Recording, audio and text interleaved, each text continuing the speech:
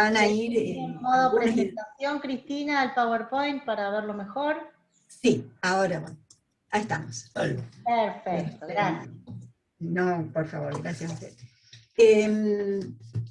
Vamos entonces por algunas ideas generales sobre este tipo de investigación, y bueno, de todos modos, si ya están embarcados algunos tesistas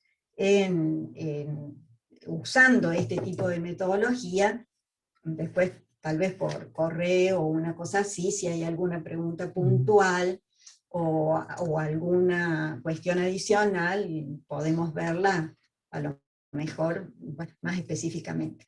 La presentación va más a las características generales de este tipo de metodología y a especificaciones concretas sobre su uso.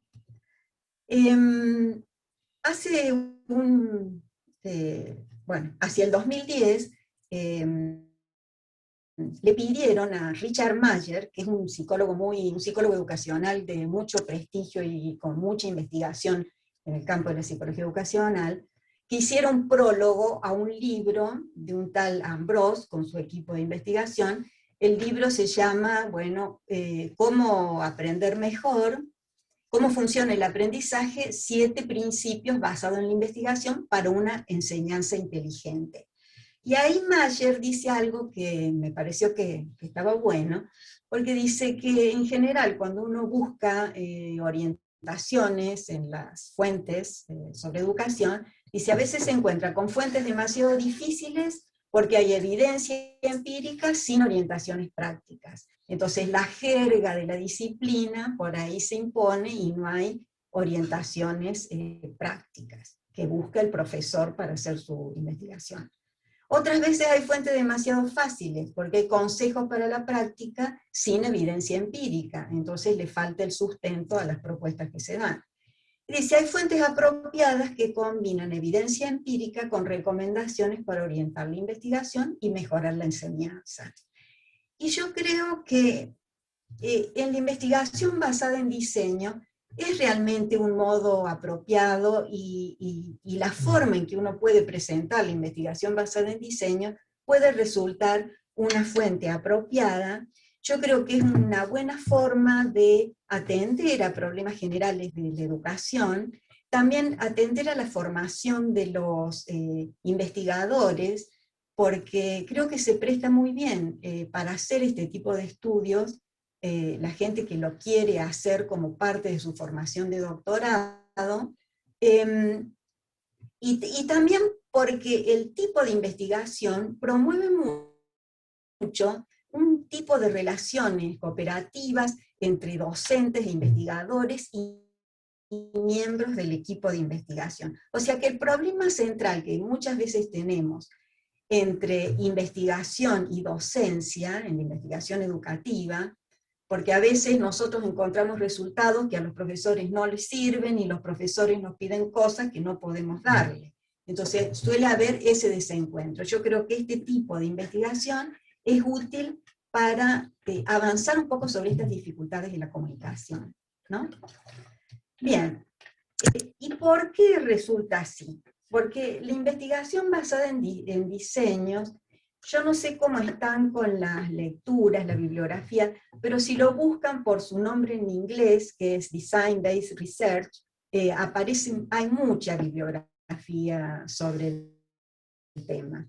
Hay mucha bibliografía en inglés, y por eso buscarla a veces por estas iniciales que dan al nombre en inglés, da mejores resultados. Bueno, las características entonces básicas, yo creo que lo central, lo propio, lo más crítico para esta teoría, para esta metodología, es que está situada en contextos educativos reales, ¿sí? El investigador va a la escuela, y que está centrada en el diseño y prueba de intervenciones instructivas, es decir, situada e intervencionista. Yo me voy a detener un poquito en algunas características generales y después voy a ir abriendo un poco a esas características. Dijimos entonces que está centrada en la escuela y en la elaboración de diseños. El nombre, basada en diseños, es justamente porque ese diseño ahí hace referencia al diseño educativo, por eso es una metodología que nace en el propio campo de la educación. Nosotros hablamos en general, correctamente, de un diseño de investigación. Bueno, el diseño de la investigación basada en diseños, valga la redundancia, se basa o tiene como centro la elaboración del diseño instructivo, la elaboración de secuencias instructivas que van a ir a atender a algún problema encontrado efectivamente en el seno de las clases. Al estar ubicada en el contexto real y estar tratando de implementar una mejora, una secuencia instructiva que mejore o que atienda ese problema, aparecen otras características que las vamos a ir viendo después, que es el uso de métodos mixtos. Otra característica es la aproximaciones sucesivas para el refinamiento de los diseños, por eso es que se habla de su carácter iterativo, no es como en una investigación experimental donde uno tiene un procedimiento, un método, y aplica ese método lo más estrictamente posible. Acá la metodología habilita a modificaciones del diseño. Y la colaboración entre docentes e investigadores. Estas serían las características básicas. Ubicada en la realidad, intención de cambiar esa realidad para mejorarla, y como consecuencia de esas dos características principales, la necesidad de uso de métodos mixtos, aproximaciones sucesivas al refinamiento del diseño, y la colaboración entre docentes e investigadores. Vamos a ver un poquito entonces estas características.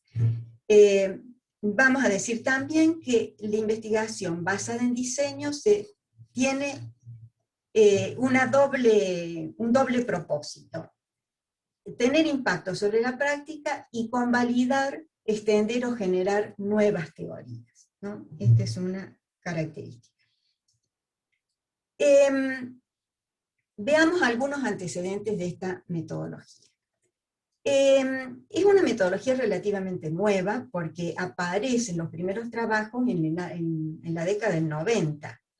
En 1992, creo, eran los estudios estos de Alan Collins y Anne Brown, que son psicólogos educacionales, que empiezan a proponer esta metodología. Y hay también, para la misma década, hay estudios más de campo que fueron iniciados por profesores de matemática en la Academia de Ciencias Pedagógicas, que en ese momento, los 90, todavía pertenecía a lo que era la Unión de Repúblicas Socialistas Soviéticas, que se disuelve después en el año 91. Creo que a fines de 1991 está la disolución de la Unión. En la década del 2000 hay una gran cantidad de investigación sobre el tema, y empiezan a aparecer investigaciones en didáctica con el nombre de investigación formativa. En el campo de la lectura se empieza a hablar de intervenciones programáticas o experimentos formativos. En las investigaciones en educación en matemática y ciencias, ya un poco más extendidas también, no solo bajo el ámbito de la Academia de Ciencias Pedagógicas, se empieza a hablar de investigación de diseños. Por el 2003-2004 aparecen dos monográficos en revistas que son líderes en el campo de la psicología educacional, que es la Educational Researcher y el Journal of the Learning Science, y ahí ya tiene el nombre de investigación basada en diseños. Para el 2006, en uno de los libros de los handbook básicos también para el campo de la psicología educacional, de la educación, empieza a tomarse también el nombre de investigación basada en diseños. Y digamos, me parece a mí que el que esta metodología forme parte de las recomendaciones metodológicas en un handbook específico de ciencias del aprendizaje, le otorga a la investigación basada en diseños digamos, una carta de ciudadanía dentro del campo de la investigación educativa. Vamos entonces por las características, por profundizar un poquito más las características. Dijimos que las características era intervencionista y situada. Voy a la realidad, voy a la escuela porque me interesa solucionar algún problema específico o mejorar alguna forma de práctica particular. Al ir al campo, naturalmente voy a un lugar donde se conjugan múltiples influencias. En la enseñanza hay múltiples factores que influyen, y esos factores pueden ser tan globales como la pobreza, las políticas educativas, la ubicación de la escuela, la ubicación de la universidad, las vinculaciones que tenga la universidad, como cosas tan puntuales como puede ser qué tipo de tareas propongo, qué consignas le doy, cómo comunico los resultados de una investigación. Es decir, es un campo en el que hay múltiples influencias, hay muchas variables que intervienen en, digamos, en la trayectoria o en la suerte que vaya a tener una determinada experiencia pedagógica. Como tenemos múltiples influencias, tenemos también diversidad de variables. Y diversidad de variables que tienen su importancia y a las cuales no podemos atender, digamos, de manera aislada, buscando la influencia de una variable sobre otra, tomando una variable aislada sobre otra variable aislada. Tenemos que tener en cuenta esa diversidad y el modo en que se están interactuando. Ahora, como me encuentro con esa diversidad de variables, necesito también de distintos métodos de recolección de datos y análisis, métodos de análisis para esos datos. Por eso es que surge, o que se usan mucho dentro de la investigación basada en diseños, la cuestión de los métodos mixtos. En general se habla de métodos mixtos cuando en el plan general de investigación uno combina métodos cualitativos y métodos cuantitativos. Porque un punto importante acá es la decisión sobre qué datos voy a buscar, cómo los voy a recolectar, ¿no? Y entonces, para algunos de esos datos pues me viene mejor un instrumento estandarizado, y para otros datos me viene mejor una entrevista en profundidad. Por poner, digamos, métodos propios de un enfoque cuantitativo y de un enfoque cualitativo. Puse acá un ejemplo, la diversidad de datos. Si me interesa, por ejemplo, estudiar la motivación. Si uso un instrumento estandarizado, tengo que utilizarlo antes y después de la implementación de algunas actividades. Si analizo tareas o actividades de aprendizaje, tengo que ver dónde voy a poner el foco. En las consignas, es decir, cómo lo presenté, en las interpretaciones que hicieron los alumnos de las consignas, en las respuestas que dieron. Si observo la participación de los estudiantes en distintos momentos de la clase, tengo que ver qué medios de registro voy a usar, grabaciones, filmaciones, notas escritas.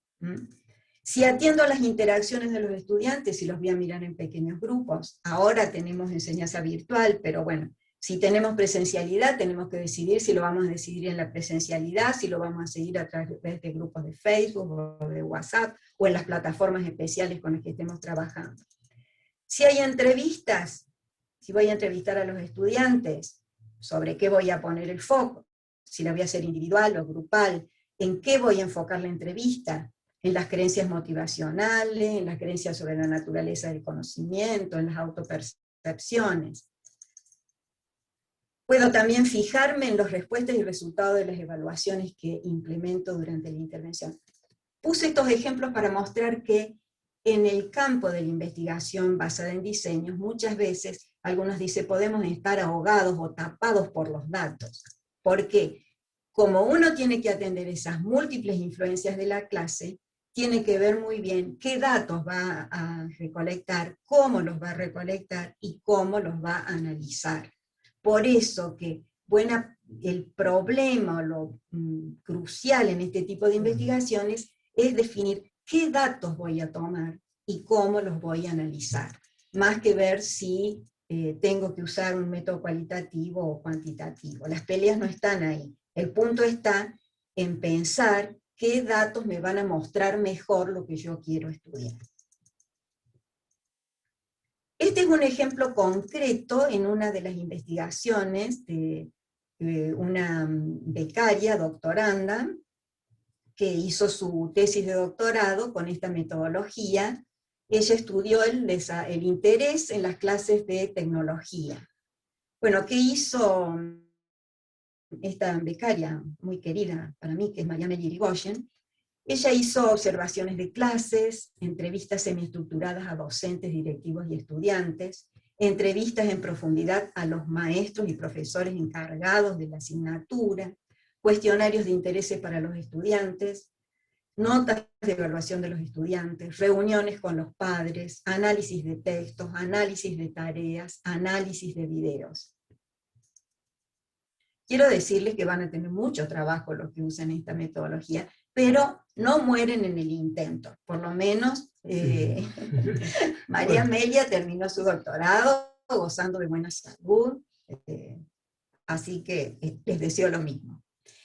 Les voy a leer lo que decía Anne Brown, esta investigadora, ahí está muy joven, ya es mucho mayor.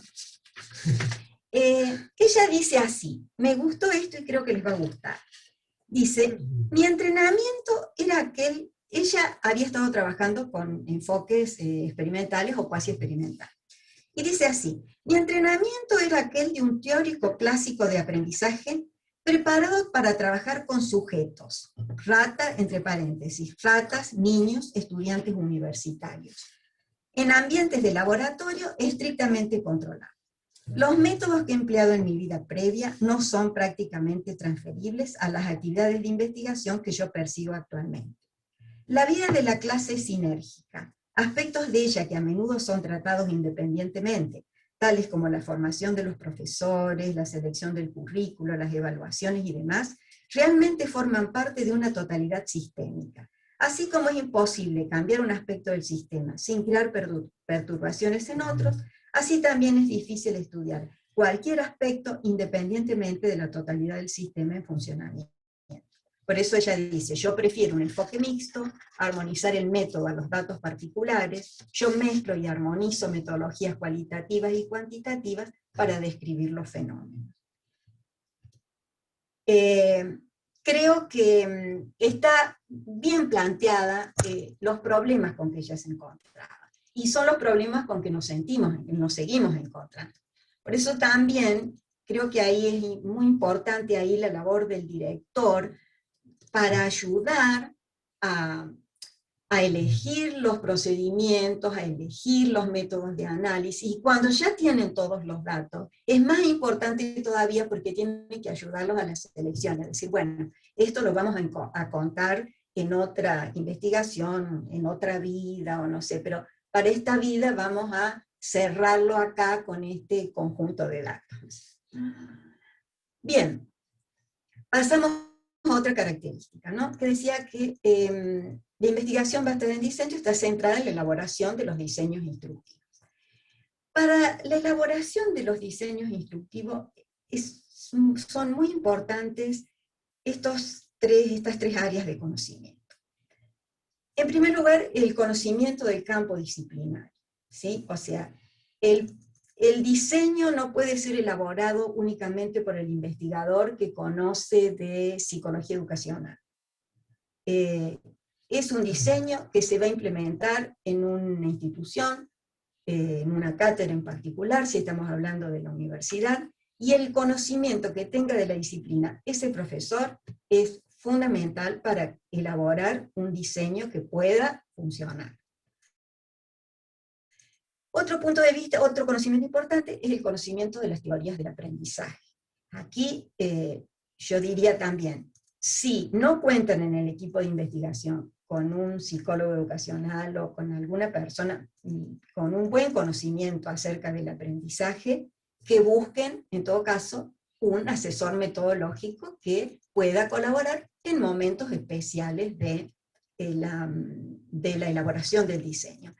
Y esto es muy importante, es tan importante que algunos dicen que la legitimidad del diseño y la calidad del diseño tiene que ver con la actualización y el conocimiento del campo disciplinario y del campo del aprendizaje. Por eso digo, es importante esto porque no valdría la pena toda la movida que requiere la investigación basada en diseño, si resulta que vamos a usar una teoría del aprendizaje que ha sido superada, o un conocimiento de la disciplina que ya, digamos, no está actualizado, o no es un conocimiento central. Ya voy a volver un poquito también sobre ese tema. Y otra cosa importante es el conocimiento del contexto particular para el que se elabora el diseño. Alguna de la gente que propone esta metodología dice que las personas que van a una institución a trabajar tendrían que estar ahí por lo menos un año o el tiempo que garantice un buen conocimiento de lo que pasa en la institución. Porque la institución, nosotros vamos a la institución a estudiar, pero la institución tiene su historia, tiene su trayectoria, la gente tiene sus posiciones, hay opiniones más respetadas, menos respetadas, hay normas sociales, normas de funcionamiento. Y ese conocimiento es muy importante también para el éxito del diseño que implementemos, ¿sí? Porque si no podemos hacer un diseño que esté muy bien, pero que no se adecue al contexto en que nosotros queremos aplicar. Este tipo también de trabajo implica una colaboración entre docentes e investigadores, ¿no? Y se le llama, a veces esta investigación la pueden encontrar como investigación cooperativa, y creo que está muy bien puesto el nombre, porque si no hay una verdadera cooperación entre los investigadores y los docentes que va a implementar el diseño, es muy difícil que funcione. Por eso también es importante la conformación y funcionamiento de los equipos, como les decía hace un rato, ver que en ese equipo se garantice que va a estar ese conocimiento necesario. Otra característica es la presencia regular del investigador en el contexto en que se desarrolla el estudio. Porque ahí el investigador obtiene un conocimiento de primera mano de cómo funciona el diseño, ¿sí? Ese diseño que él contribuyó a elaborar tiene, si no estuviese en el contexto en el que se pone en marcha, no podría tener ese conocimiento de primera mano de lo que pasa ahí mientras está aplicando el diseño. Y por otro lado, es también un apoyo a la implementación. Esto nosotros lo hemos visto con esta doctoranda que les contaba.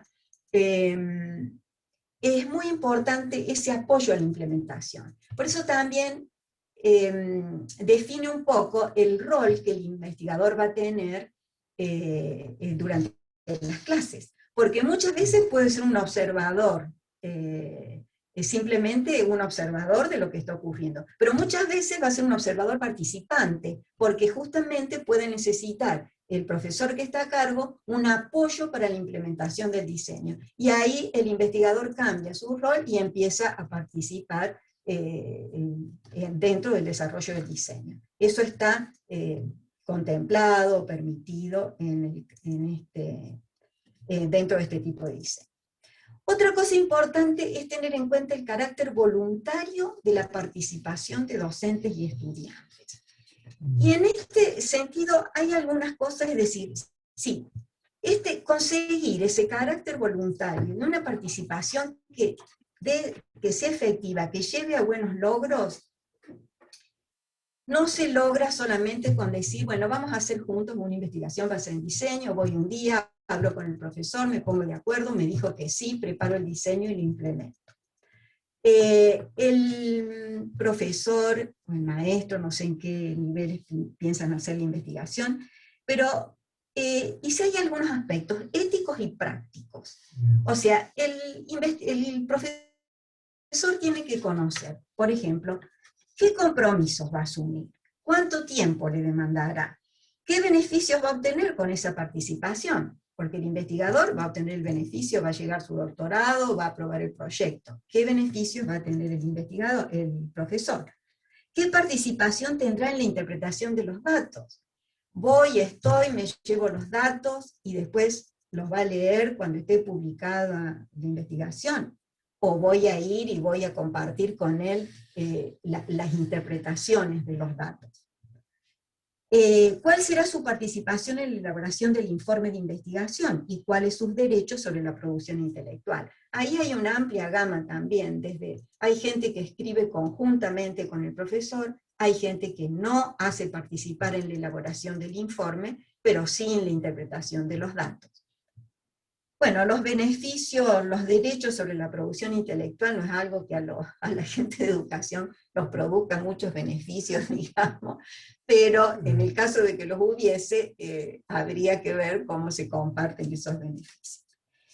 En el caso de los estudiantes, también es importante, y el de los docentes también, por supuesto, pero al haber ya un compromiso del profesor, por ahí va por otras vías, pero en el caso de los estudiantes es muy importante gestionar los consentimientos informados. En este sentido yo creo que ya es común, bueno, cuando nosotros los viejos decimos ya es porque son 5 o 10 años, ¿no? Porque si no, ya más de 10 años es antes, pues ya son de 9 para abajo. Quiero decir que antes no había tantos, digamos, no había tan institucionalizados los comités de ética, los proyectos de CONICET que hacíamos no nos pedían una explicitación formal de los aspectos éticos del proyecto.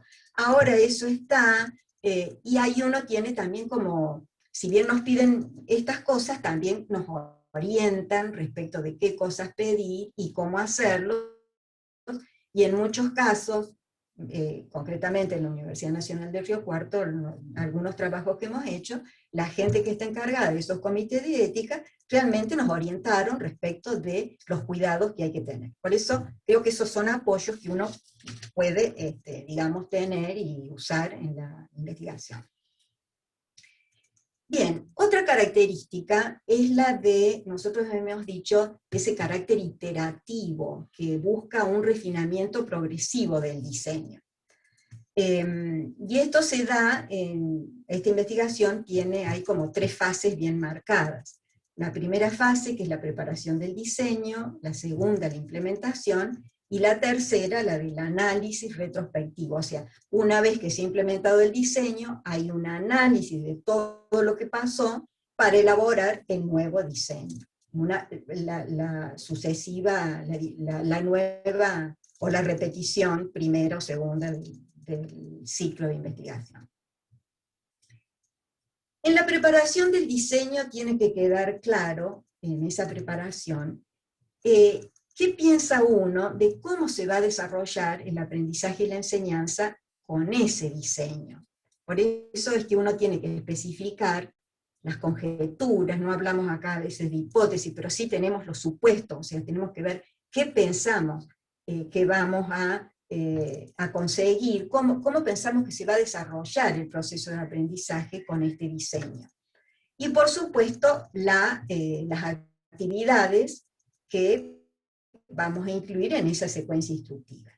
Ahora, aquí hay dos cosas que son muy importantes, que es las metas de aprendizaje, o sea, ¿qué queremos que aprendan? Y acá voy a volver nuevamente sobre la importancia del conocimiento sobre el aprendizaje y conocimiento de la disciplina.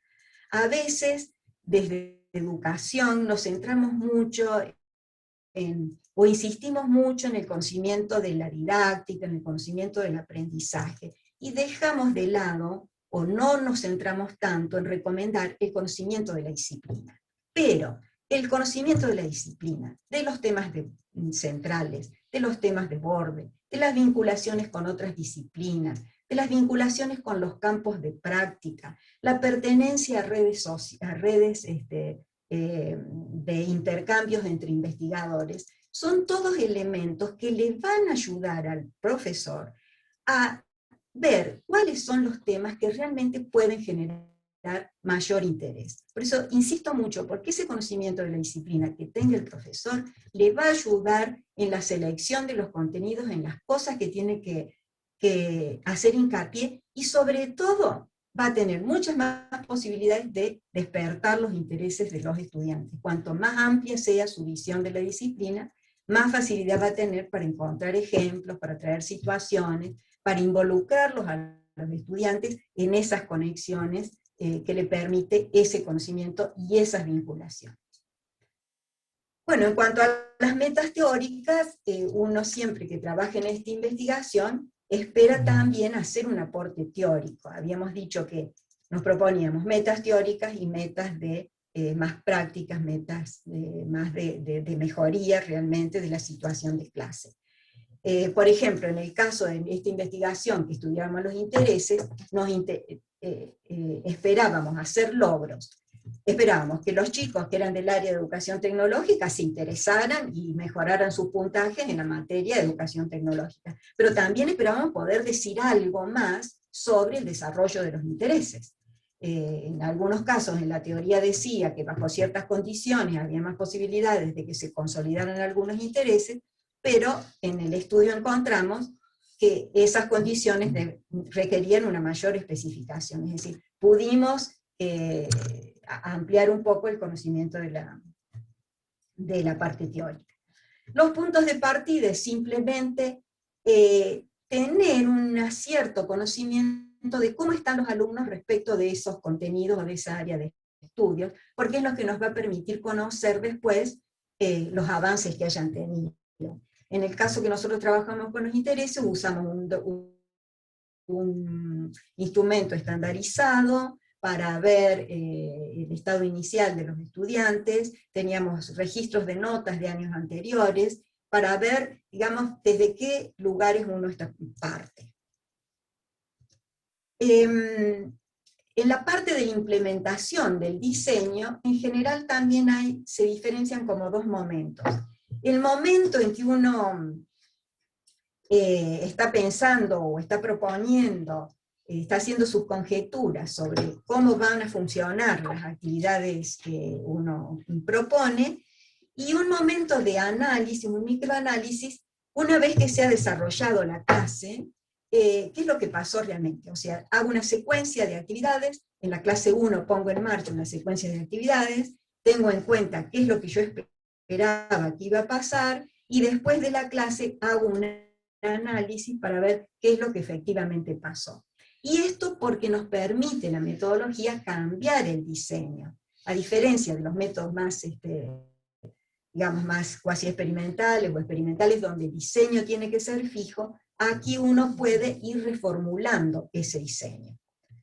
Por eso, bueno, acá lo que decimos es que todos estos reajustes tienen que ser anotados, es muy importante llevar esos registros y esas anotaciones, porque, como destaqué acá en la transparencia, que es importante tener en cuenta las cosas que funcionaron para poder hacer la realimentación también en los aspectos teóricos. No solo cambiar las actividades, sino también ver qué pasó con eso que nosotros suponíamos que iba a funcionar así y funcionó de otro modo.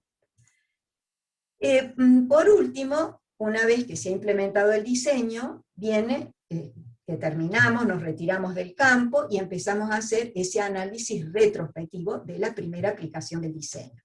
Ahí, bueno, tenemos el análisis de los datos recabados y de las conjeturas elaboradas en las fases anteriores. Y aquí viene ya la parte también donde uno tiene que delimitar las contribuciones y el impacto del estudio, y preparar el nuevo diseño. Puse acá, ya para terminar, algunos ejemplos. Por ejemplo, puse las contribuciones de ese mismo estudio sobre interés. ¿Qué teníamos acá? Convalidación de la teoría de desarrollo de los intereses. Vimos que esa teoría, en general, se confirmaba. Se elaboró una tablita con indicadores de interés, porque nosotros queríamos mirar el interés, pero bueno, ¿en dónde lo mirábamos? En las preguntas que hacen, en si traían las tareas completas, en si traían otros casos para conversar, en fin, logramos hacer unos indicadores de interés. Se pudo extender la teoría de desarrollo de los intereses al identificar algunos rasgos particulares de la clase que, digamos, extendían un poco esas características que nos daba la teoría. Se encontraron niveles de rendimientos altos en la mayoría de los estudiantes para la mayoría de la tarea.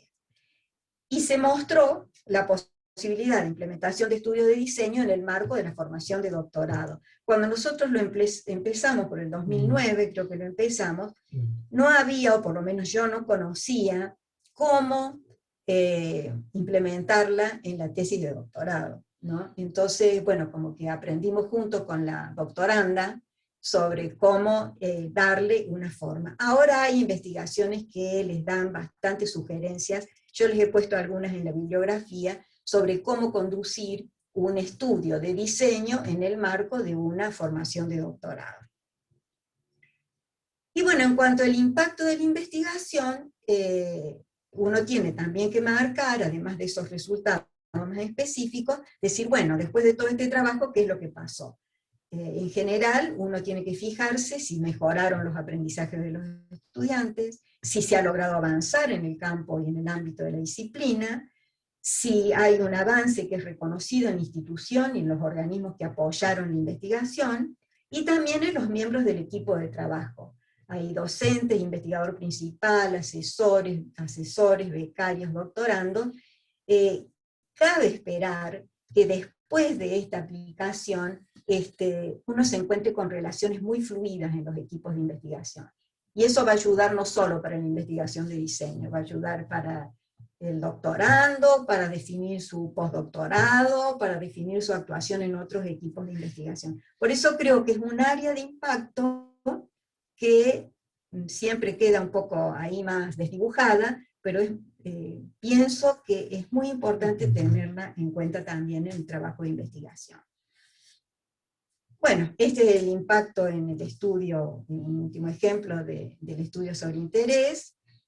Como lo definimos en los estudiantes, aumentó el interés y el rendimiento, estaban contentos con la experiencia, en el equipo de investigación aprobó la tesis con muy buen puntaje, hubo un buen acercamiento entre la profesora y la doctoranda, y en la institución revalorizaron los aportes para la disciplina, y bueno, ya nos empezaron a llamar a todo el equipo para las ferias de ciencias, para la evaluación de distintos proyectos. Quiero decir, pudimos ver realmente que había un buen vínculo entre los docentes y los investigadores.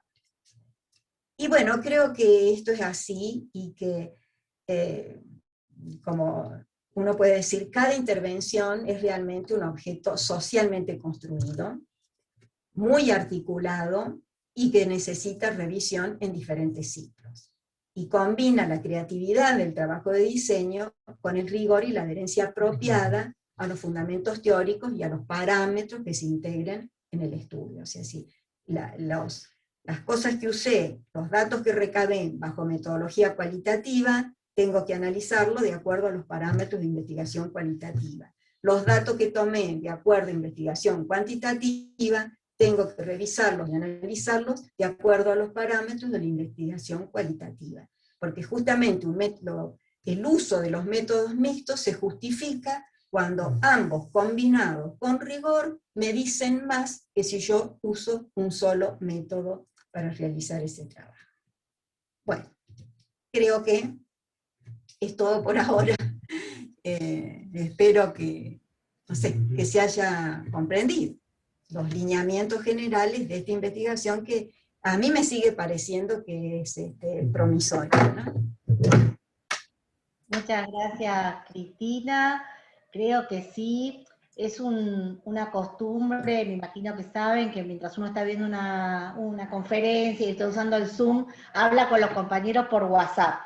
Y Sí. veníamos charlando respecto a tu claridad, a cómo ordenaron todos, ¿no?, la presentación, y bueno, los comentarios que me iban llegando eran todos muy halagüeños.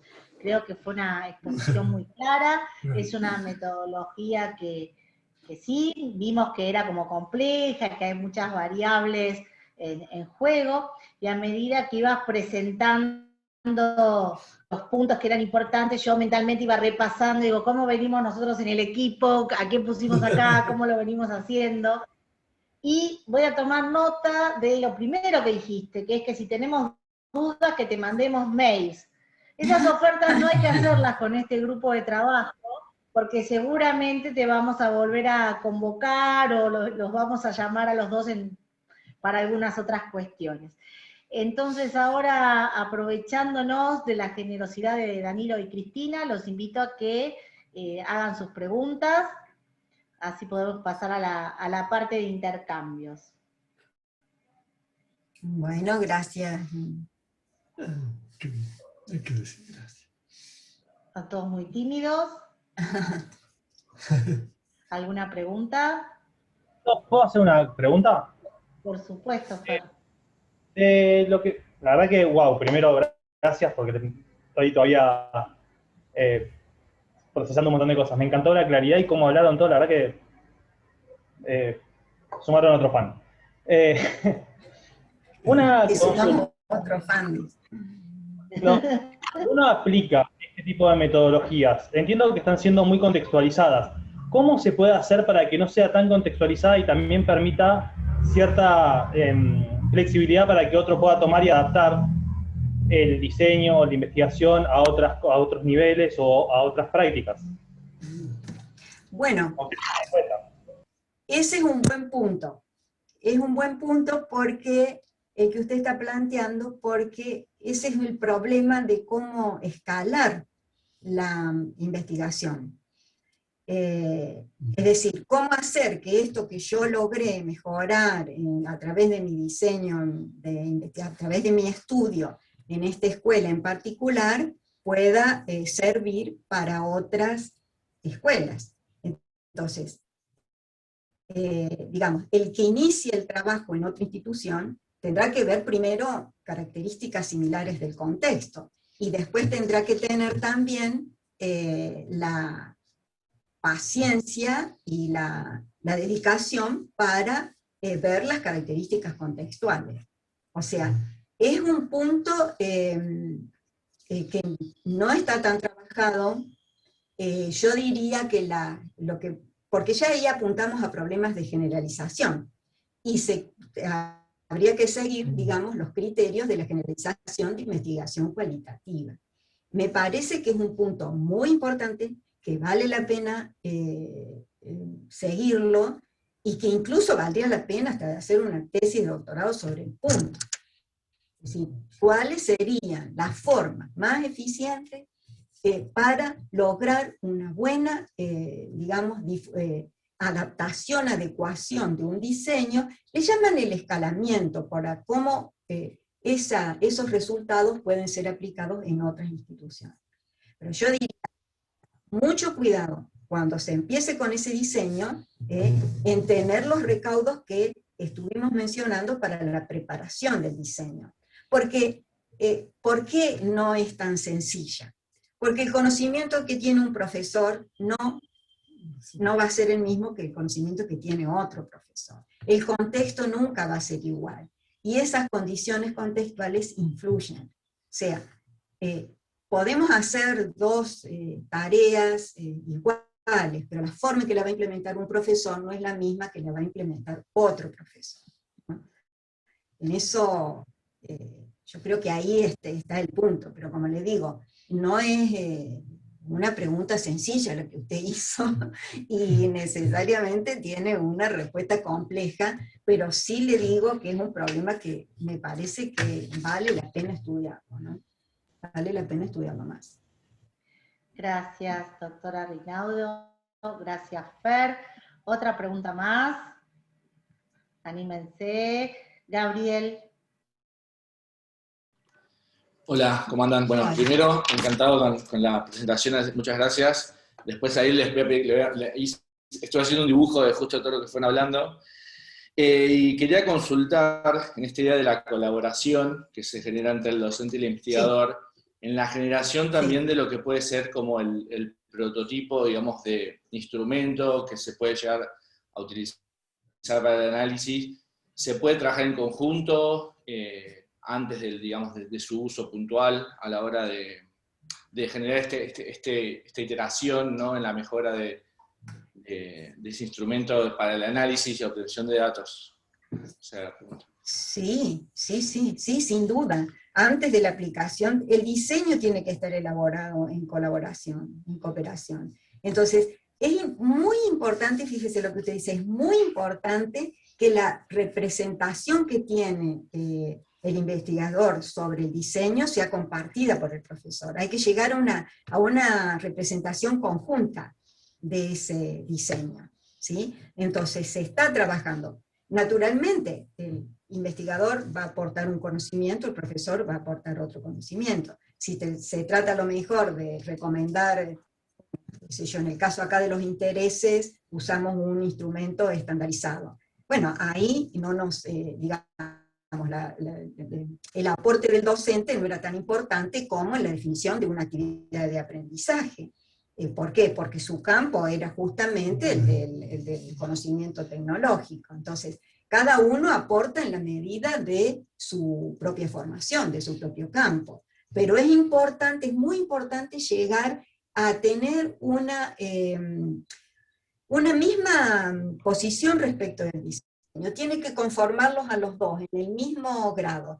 Les digo, nosotros tuvimos, bueno, en las tesis contamos los éxitos, pero también tuvimos fracasos. ¿Por qué? Por eso está bien lo que... una cosa que yo les digo, les decía siempre a mis becarias, no tengo ya becarias, siempre prometan menos de lo que van, no prometan más de lo que van a hacer, prometan menos y hagan más. Entonces, nosotros teníamos 3 cursos, de los cuales pudimos informar, pero teníamos un 4º curso donde abandonamos la investigación. Y abandonamos la investigación porque sin duda, con esa profesora no habíamos logrado una misma valoración del diseño. Entonces, cuando el diseño le empezó a requerir un mayor tiempo para conversar con la becaria, con la investigadora, para implementar clases que no respondían totalmente a su forma de dar clase, se empezaron a presentar los problemas y bueno, decidimos, por supuesto se conversó, se quedó en muy buenos términos con la institución, con el docente, pero decidimos terminar la experiencia ahí. Con otras, en el caso de esta escuela, donde se hizo la experiencia, se terminó con éxito, quedamos, ya les digo, con relaciones muy fluidas. No sé ahora, la verdad, ya no estoy más en contacto con eso, pero ahí había quedado una buena cosa. Pero también tuvimos esa otra experiencia de fracaso, y creo que precisamente por esto que usted estaba planteando, de hasta qué punto se da la colaboración. Algo falló ahí, de parte nuestra, de parte de la profesora, o digamos, en la interacción, en ese caso no funciona. No sé si responde a... Sí. Gracias por la aclaración y gracias por compartirnos esto de los secretos de la cocina de la investigación, ¿no? Porque eso también es como una fantasía del imaginario, que uno, bueno, todos son éxitos, a uno todo le sale fantástico y la vida sonríe, pero bueno, el investigador tiene que enfrentarse muchas veces a estos caminos difíciles y tomar decisiones, corregir el rumbo, y no siempre las cosas salen bien como uno quiere. Así que gracias por compartirnos en este grupo, que gente que se está formando, que se dedica a la investigación, está bueno aclarar y marcar estos puntos. ¿Había visto alguna mano levantada? Gabriela Varela. ¿Qué tal? Bueno, muchas gracias, buenas tardes a todos, muchísimas gracias por la presentación, muchísimas gracias por el espacio, la generosa encuentro, ¿no? Y de tiempo, y de intelectual y académico, de compartir los saberes con otros que estamos del otro lado del río, habemos muchos uruguayos de este lado, escuchándolo. ¿De Uruguay? Así que, bueno, agradecida. Yo lo que quería, a ver si lo comprendí bien, en realidad es una confirmación si lo entendí bien o no, y alguna aclaración al respecto. Me pareció entender, obviamente, que una de las características importantes de este tipo de investigación es su doble dimensión, donde, digamos, hay un buen enlace entre lo cualitativo y lo cuantitativo, ¿no? O sea, el aporte desde ambas miradas enriquece, obviamente, y hace valioso aún más el producto, ¿no? O lo que se espera analizar o predecir. Mi pregunta es, imaginándome cómo podía ser ese proceso, me pareció que en realidad hay bastante más de lo cualitativo, o de un enfoque cualitativo, que del cuantitativo. Es decir, ¿sigue siendo una investigación basada en diseño si lo cuantitativo no está presente? Si lo Cuantitativo no está presente. yo Porque creo que si los datos que usted va a recabar no requieren un análisis cuantitativo, podría ser muy bien una investigación basada en diseños con métodos cualitativos. Justamente lo que ellos dicen, lo importante no es el problema cuantitativo-cualitativo. Lo importante es que el dato que voy a recolectar y que voy a analizar de acuerdo a la característica del dato, sea importante para los propósitos que yo necesito, para los propósitos que yo percibo. Ese es el punto, digamos, estaría ahí la cuestión más crítica, más que decidir cuánto de cualitativo, cuánto de... perfecto. Es una característica, pero no una condición. Yo entiendo que, bueno, y creo que esto que yo les digo es bastante claro en algunos autores, en lo que yo les decía acerca de la importancia de ver, digamos, la coherencia entre lo que estoy estudiando y el dato que recolecto. Por eso es muy importante ver qué datos vamos a pedir. Y por eso es muy importante conocer, tener una buena formación teórica de base en las teorías del aprendizaje y también en la parte disciplinaria, o sea, ¿por qué voy a seleccionar este contenido? ¿Por qué este contenido es central? ¿Por qué este contenido puede generar interés? ¿Por qué este tipo de tareas que usted eligió, que vamos a programar, puede generar motivación? Bueno, ¿por qué? Porque es una tarea que exige cooperación, porque es una tarea que permite la creatividad, etcétera, etcétera. Las características que nosotros podemos conocer para buscar, para ir proyectando una mayor significatividad de la tarea. ¿Sí? Muchas gracias, Siri. Habían levantado la mano. A ver, ahí está. Sí, buenas tardes. Me sumo a los agradecimientos del compañero. Excelente la presentación. Me queda quisiera hacer una pregunta con respecto a estos ciclos iterativos que estaban nombrando. Yo pongo en práctica el diseño, evalúo después, sacar algunas conclusiones. ¿Cuántos ciclos es necesario llevar adelante? ¿Cuándo corto yo esta investigación? ¿Qué pasa si en el medio surge algún problema como un cambio docente, que es cambio docente en el medio de la investigación, o estas cuestiones así que son como más prácticas? O el grupo, por ejemplo, el grupo que viene, si yo hago año a año, por ejemplo, 2 o 3 años, en alguno de los grupos quizás esté afectado por alguna circunstancia en particular, que no sea el mismo contexto. En general se piden 2 o 3 ciclos.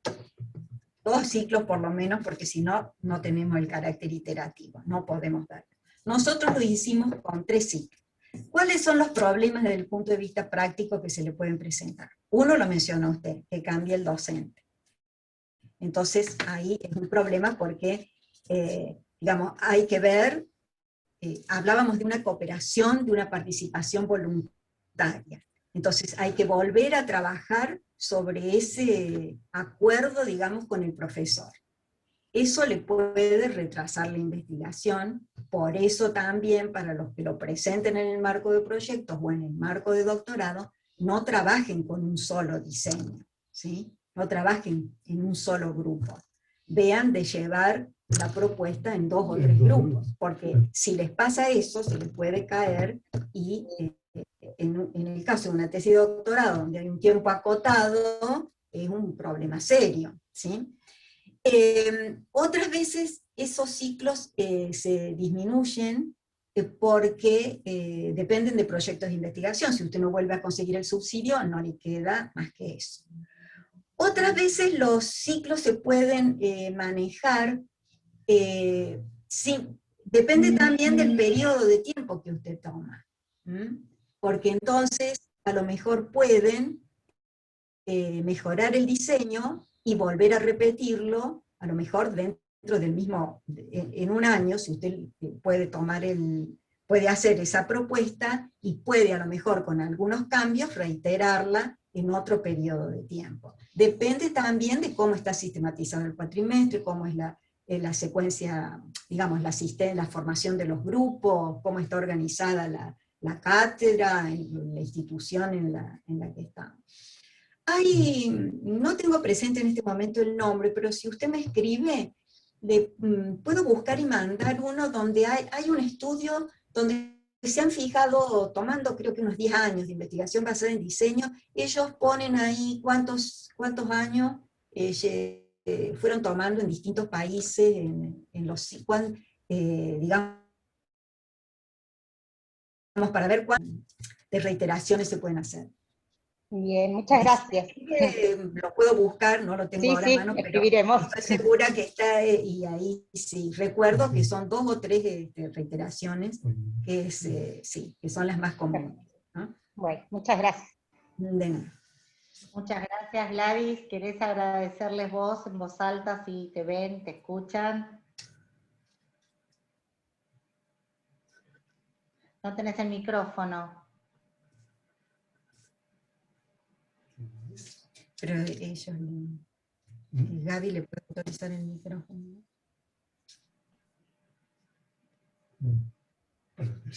No se escucha, algo pasa con el audio de Gladys Acuña. Escribió en el chat: agradezco la presentación, un placer escucharlos. Cursé con ustedes teorías psicológicas del aprendizaje desde el UNCOMA en el año 2009.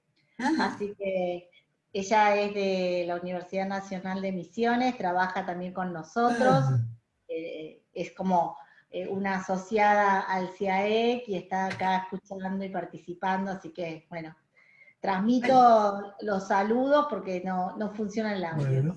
Bueno, muy complacida de que nos siga escuchando, a pesar de que ya nos escucha. Bueno, eso habla muy bien de ustedes. Habla muy bien de ustedes. Acá hay una pregunta que la voy a hacer yo porque tiene que ver también, yo la estaba pensando, ¿no? ¿Qué pasa si el docente que implementa este nuevo diseño es el investigador, ¿no? Porque nosotros tenemos muchos dentro del equipo de investigación que además de estar haciendo sus tesis, también trabajan en escuelas donde sería posible a lo mejor implementar el diseño. ¿Cómo se maneja eso en ese caso? Yo les recomendaría que la investigación no la hagan, o sea, que no cumple el doble rol. O sea, es necesario el que implemente el diseño y algunos hablan de un testigo de la implementación, ¿sí? Entonces, si el investigador eventualmente tome el rol de observador participante, no es lo mismo que el investigador tome el rol de docente. Por eso, mi consejo, no tengo presente que haya una prescripción que diga que no es posible eso, pero sí tengo presente haber leído que debe haber un testigo de la implementación, ¿sí? Que se interpretaba en ese encuadre como que no tendría que ser la misma persona la que pone en marcha el diseño y la persona que está haciendo la investigación. O sea, yo no le aconsejaría que haga la investigación en su misma cátedra, ¿sí? Claro, acá me preguntan en el chat, ¿pero es por la dificultad del doble rol o tiene que ver con cuestiones más metodológicas?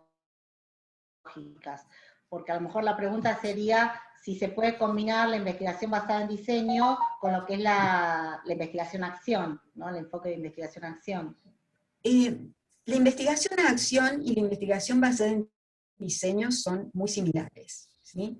El punto está en que la investigación basada en diseños, yo hablo más bien de esto porque el diseño instructivo es lo que tiene un rol central. Entonces, es importante que ese diseño se elabore en la colaboración del docente que lo va a aplicar, el docente genuino de esa cátedra, y el investigador, ¿sí? Entonces, si deciden hacerlo bajo la metodología de investigación-acción, y la metodología de investigación-acción les permite ese doble rol, entonces a lo mejor les conviene definirse por investigación-acción, ¿sí? Aquí lo que se propone es, lo que yo les aconsejo es que diferencien, que si el investigador va a apoyar la implementación del diseño, va a apoyar la implementación del diseño con su conocimiento específico como investigador. ¿Sí? Además hay una cuestión de validación y de objetivación de las ideas. Si hay dos que piensan sobre el mismo, se pueden ver mejor los errores y tal vez no encerrarse en una posición propia, porque no hay alguien que le diga, no, mejor tal otra cosa, o más injerencia en esto o en aquello. Porque si no, el profesor puede tratar de justificarse lo que hace, y cuando va para el rol de investigador, trata de mejorar un poco los datos para que el resultado sea mejor. Entonces, las ideas de tener dos personas que sean de peso dentro de la investigación hace que sea más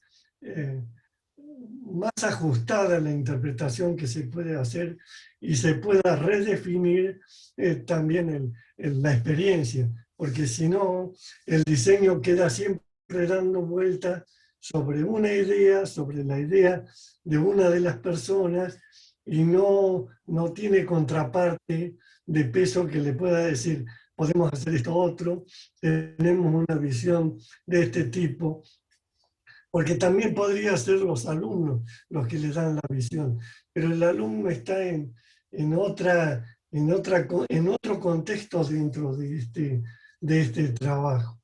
O puede ser muy pequeño el alumno, y entonces no tener forma de exponer sus argumentos ante una situación que le podría haber sido mejorada en la experiencia.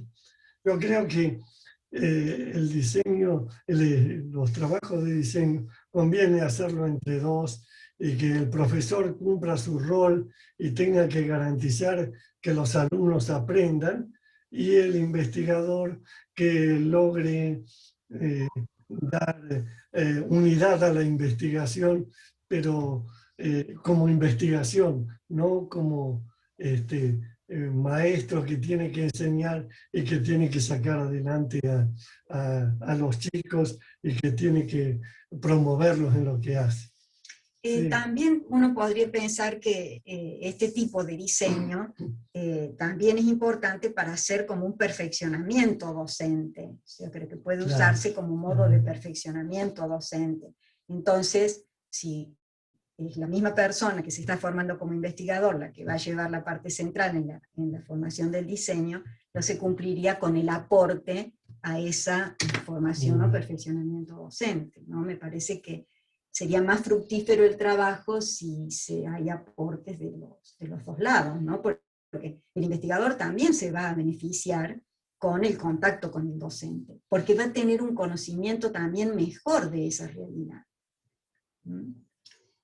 Bien, muchas gracias por las declaraciones, ya metiéndonos más en terreno más duro de lo que es llevarlo al terreno, ¿no? Salir de la descripción de realidades. Bueno, vamos a terminar, acá hay una pregunta, le voy a dar la palabra a otro colega uruguayo.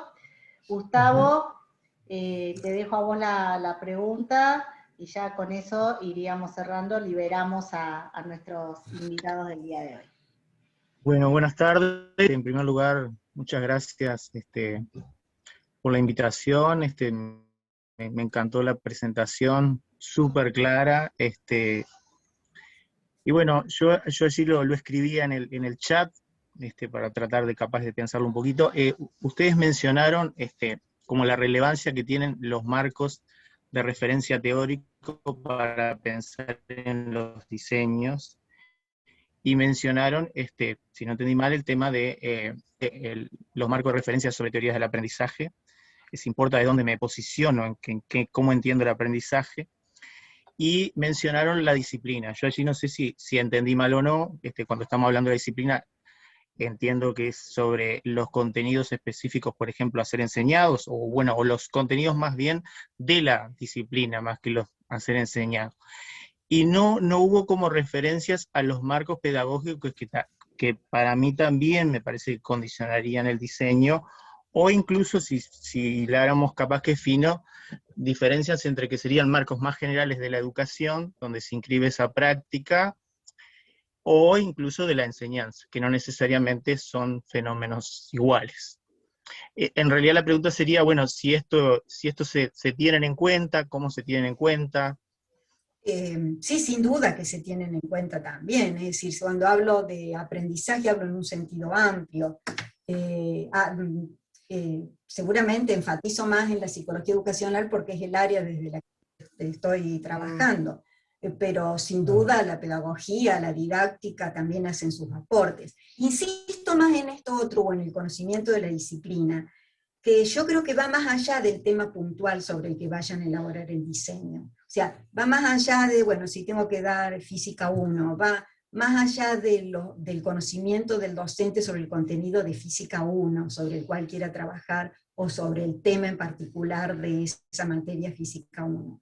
Va a un conocimiento muy amplio del campo. Yo creo que eso, o sea, me parece que del lado de educación hemos enfatizado mucho en el conocimiento de las estrategias, digamos, de los métodos de enseñanza, pero no hemos por ahí reconocido la importancia de la formación del docente en su propia disciplina. Por eso tal vez que me intento reforzar un poco esa idea, ¿no?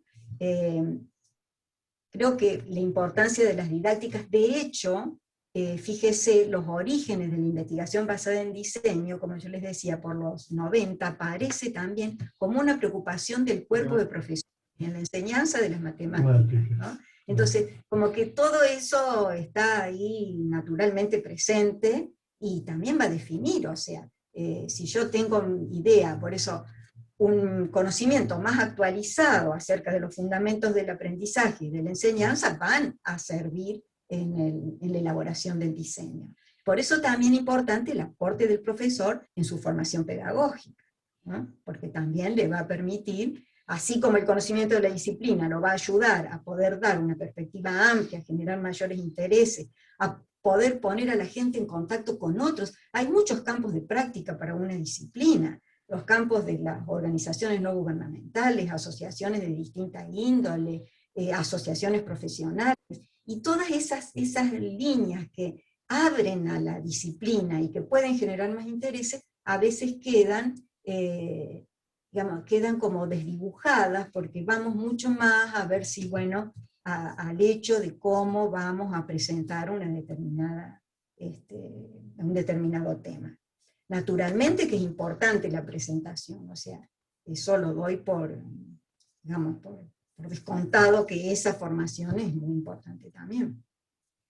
Insisto más en lo otro, como les digo, porque es una cosa sobre la que se ha trabajado menos, a mi juicio, ¿no? En este asunto también tienen que ver las perspectivas de los profesores. Saber en dónde está la disciplina hoy es muy importante para enseñar cualquier cosa. Si uno quiere despertar algún interés en los alumnos, en el fondo tiene que saber para dónde va su disciplina, o en dónde está parado, en la cresta de la ola donde está parada la disciplina. Y creo que habría que darle alguna importancia a eso para generar nuevas expectativas positivas hacia la ciencia y hacia la tecnología.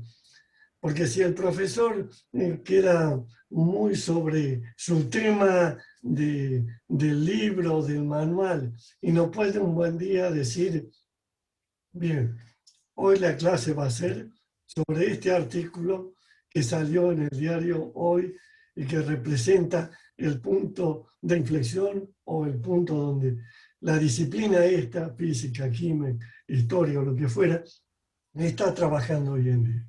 Eso uno puede decir, a los alumnos les interesa poco eso. Pero en realidad, si uno siembra, puede que algo crezca.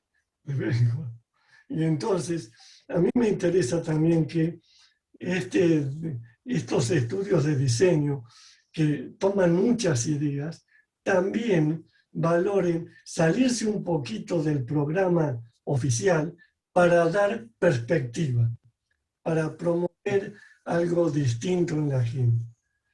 No alcanzará a todos los alumnos del curso, pero con 3 o 4 que haga cada profesor, 10 o 12 profesores que tienen por año, pues sería mucho más variada, sería mucho más interesante el hecho de ir a la escuela. Sí. Muchísimas gracias, Danilo, muchísimas gracias, Cristina.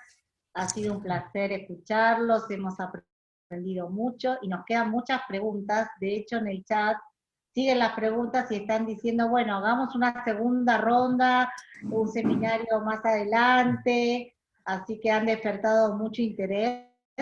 Y bueno, como Gracias. han aclarado en Sí. el mail que vamos a hacer un rato de preguntas, creo que hemos avanzado bastante, que quedaron muchas cuestiones, y creo que también es responsabilidad nuestra ahora seguir pensando, ¿no? ¿Qué preguntas nos hicimos? Buscar nuestras propias respuestas, empezar a probar algunas cuestiones, y bueno, ya que se ofrecieron un poquito más adelante, los volvemos a llamar y les contamos por dónde vamos, y qué nuevas dudas o cuestiones nos surgieron, así podemos... bueno, con este proceso iterativo también de ir aprendiendo, de ir planteando las cosas y tener preguntas y buscarnos las propias respuestas. Así que les agradecemos mucho la generosa y desinteresada participación. Ha sido realmente un placer y un privilegio contar con ustedes en la tarde de hoy. En lo personal estoy muy contenta y muy agradecida y hemos aprendido mucho, no solo de investigación basada en diseño, sino también de cómo se cuentan las cosas, de cómo se organiza una charla, de cómo se van cambiando los turnos de las palabras, así que uno siempre tiene que mirar, y estoy muy contenta de esto que les decía al principio, no sé si estaban todos, de conocer a los investigadores detrás de los papers, ¿no? Porque cuando uno llega a publicar un paper es porque ha hecho mucho trabajo en la parte de atrás, y solamente contar, ¿no? Pero que realmente hay todo un trabajo y todas unas cuestiones que son muy interesantes para un grupo como este, que todos pretendemos hacer un poquito de investigación, así que les agradezco mucho. Les pediría que activen los micrófonos y que el aplauso suene, no seamos tan fríos, así que le damos un aplauso. Así Muchas gracias, Miriam. Muchas gracias. Muchas gracias a ustedes. Sigan con la iniciativa. Sí. Muy generosa. Muchísimas gracias. Muy amable. Muchas gracias a bueno, ustedes. nos vamos. Ha sido un gusto escucharlos, Teresa. recordar las clases. Ah. Como siempre, están claros. Muchas gracias a los dos.